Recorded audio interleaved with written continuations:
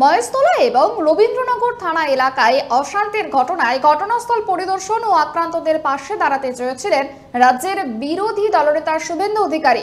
এ নিয়ে কলকাতা হাইকোর্টে দ্বারস্থ হয়েছিলেন তিনি। বৃহস্পতিবার রাজ্যপালের সঙ্গেও দেখা করেছিলেন। এবার শুভেন্দুর মহেশতলায় যাওয়াকে গ্লিমিক বলে কটাক্ষ করলেন মেয়র ফিরহাদ হাকিম। এগুলো হচ্ছে, শুনুন, এগুলো হচ্ছে শোবাজি, গ্লিমিক। প্রেস ছাড়া গিয়ে দেখা করে আসুক, প্রেস ছাড়া কোনো প্রেস থাকবে না, দেখা করে আসুক। এগুলো হচ্ছে গ্লিমিক। সেদিন এয়ারপোর্টে আমরা দেখেছি, এটা বলতাম না, আজকে বলছি কারণ আপনি মহেশতলা তুললেন বলে।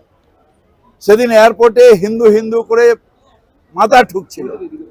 তারপর যখন এয়ারপোর্ট থেকে বডি বেরিয়ে গেল, আপনারা ছিলেন সারা রাত্রি, তখন পরিবারের লোকের সাথে শ্মশানের শেষ কাজটা পর্যন্ত আমি আর অরূপ ছিলাম, করেছি।